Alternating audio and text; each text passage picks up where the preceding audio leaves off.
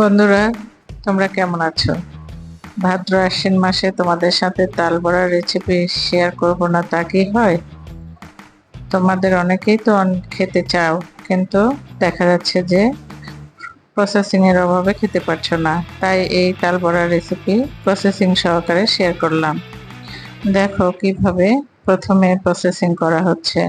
হালকা পানি মিশ্রিত করে তালগুলোকে আস্তে আস্তে মোলায়েম করে নেওয়া হচ্ছে, নরম করে নেওয়া হচ্ছে। এরপরে ডালা বা এই যে ছাঁচের সাহায্যে একে তা ঘষে ঘষে তালের রসগুলো বের করে নেওয়া হলো। নিয়ে পাতিলে এই রস দিলাম, দিয়ে একটু জাল করে নিয়েছি। নেওয়ার পরে হালকা ঠান্ডা হলে এর সঙ্গে কালাই জিরে দিয়েছি। এটা তোমরা যাদের সুগার রোগী আছে তারাও খেতে পারো। এই যে জিরো ক্যাল দিয়েছি, দিয়ে চিনির পরিমাণটা খুব কম দেব। আর যাদের সুগার নেই তারা পরিমাণ মতো চিনি বা গুড় ব্যবহার করতে পারো।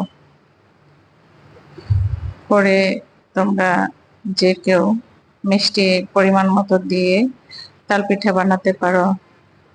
আমি দেখলাম জিরো ক্যাল দিয়ে সুগার রোগীরাও খেতে পারে। এই তো তখন জিরো ক্যাল দিলে দেখা যাচ্ছে যে সুগারটা একটু কম ব্যবহার করা যায়। এরপরে 1 কাপ ময়দা, তার সাথে 1 কাপ চালের আটা বা চালের গুঁড়ি দিয়ে নিব। দিয়ে এগুলোকে সুন্দর করে মাখবো 5-7 মিনিট। মেখে মেখে মেখে নিয়ে এভাবে আলতো করে মেখে নেব। যত এটা মাখবো তত এটা ফুলবে ভালো। দেখুন এভাবে হাত দিয়ে আমি মেখে নিচ্ছি, অনেকে চামচ দিয়ে মেখে নিতে পারেন। মাখানোর উপরে তালটা মোলায়েম বা নরম হবে বা মসৃণ হবে। মাখানো হয়ে গেলে কড়াইয়ে তেল চাপিয়ে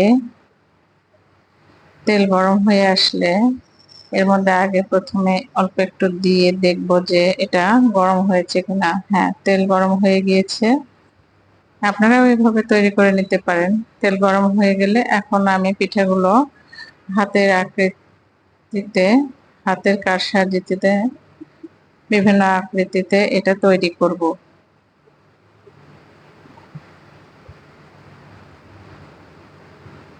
অনেকে তৈরি করে বকের ঠোঁটের মতো তৈরি হয়। এই যে বকের ঠোঁটের মতো হয়ে গেল।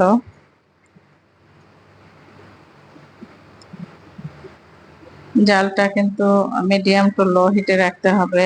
হাই হিটে দিলে দেখা যাচ্ছে ভিতরে নরম থাকবে আর উপরে পুড়ে যাবে। এই জন্য মিডিয়াম টু লো হিটে দিয়ে ধীরে ধীরে এটাকে ভাজতে হবে।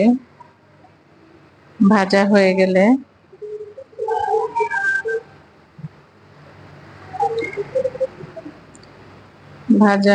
গেলে এটাকে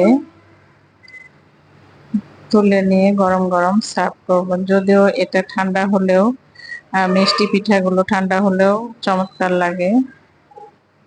এই যে হয়ে গেছে আমার, এগুলোকে নামিয়ে দেখুন সুন্দর হয়েছে, সুন্দর ফুলেছে, সুন্দর কালার এসেছে। এখন নামিয়ে ফেলবো এবং খাওয়ার